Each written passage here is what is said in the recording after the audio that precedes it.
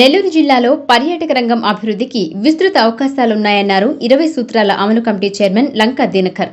జిల్లాలో పర్యాటకంగా, ఆధ్యాత్మికంగా, చారిత్రాత్మకంగా పర్యాటక రంగ అభివృద్ధికి ఉన్న అపారమైన అవకాశాలను అందిపుచ్చుకుని పర్యాటక ప్రదేశాలను భవిష్యత్ తరాలకు ఉపయోగపడేలా అభివృద్ధి చేసేందుకు ప్రణాళికలు రూపొందించాలని పర్యాటక శాఖ అధికారులకు ఆయన సూచించారు. నెల్లూరు ఆర్ఎండ్బి అతిథి గృహంలో పర్యాటక శాఖ regional director Ramana Prasad, engineering, revenue అధికారులతో ఆయన సమావేశం నిర్వహించారు.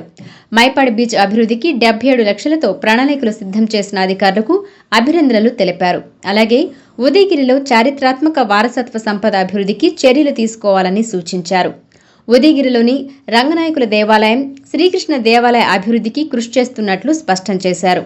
ఈ సమావేశంలో పర్యాటక శాఖ రీజనల్ డైరెక్టర్ రమణ ప్రసాద్, జిల్లా ముఖ్య ప్రణాళిక అధికారి లక్ష్మీ నరసింహారావు, జిల్లా అభివృద్ధి పర్యవేక్షణ కమిటీ సభ్యులు పెనుపల్లి కృష్ణ చైతన్య, సమాచార శాఖ డిప్యూటీ డైరెక్టర్ వేణుగోపాల్ రెడ్డి, ఇందుకూరుపేట తహసీల్దార్ మురళి తదితరులు పాల్గొన్నారు.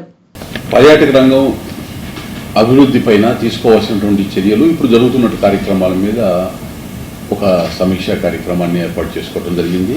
వికసిత భారత్లో స్వర్ణాలని భాగస్వామ్యం చేయాలని అంటే పర్యాటక రంగాన్ని ఏ విధంగా ఉపయోగించుకొని యువతకి ఉద్యోగ ఉపాధి అవకాశ కల్పన ద్వారా జీడిపిలో అతి ఎక్కువ కాంట్రిబ్యూషన్ని పర్యాటక రంగం ద్వారా ఏ విధంగా చేయాలి అనేటటువంటి ఉద్దేశంతో ఈ యొక్క సమీక్ష నిర్వహించడం జరిగింది.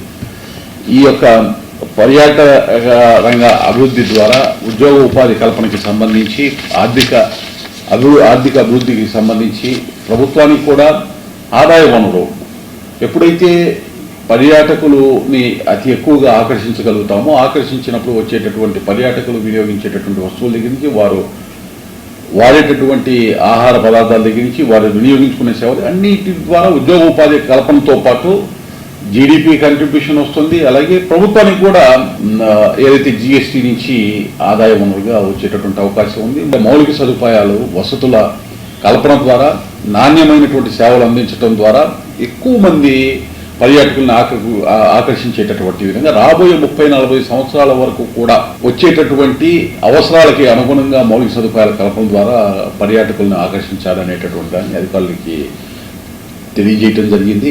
అలాగే ఉదయగిరిలోనే రంగనాయకులు వారి దేవాలయము 13,25,00,000 పురాతనమైనటువంటి దేవాలయం, చారిత్రాత్మక దేవాలయము. అలాగే కృష్ణ దేవాలయానికి అభివృద్ధికి ఒక 2,40,00,000 అక్కడ ఉదయగిరిలో అవసరమని తెలియజేయటం జరిగింది. ఇటువంటి ఈ ఒకవైపు తీర ప్రాంత పర్యాటక అభివృద్ధి, మరొక వైపు ఆధ్యాత్మిక, సాంస్కృతిక వారసత్వ సంపదని కాపాడుకునేటటువంటి విధంగా పర్యాటక అభివృద్ధి. అలాగే బుచ్చిరెడ్డిపాలెం దగ్గర కురుగుండ అనేటటువంటి దగ్గర కనిగిరి రిజర్వాయర్ పర్యాటక కేంద్రం కోసం 22,23,00,000 అంచనాలతో టీపీఆర్ తయారు చేశారు. అక్కడ కూడా మౌలిక సదుపాయాల కల్పన అనేటువంటిది రాబోయే 30 సంవత్సరాలను దృష్టిలో పెట్టుకుని దీర్ఘకాలిక ప్రణాళికతో ముందుకు వెళ్ళమని అధికారులకి తెలియజేయడం జరిగింది.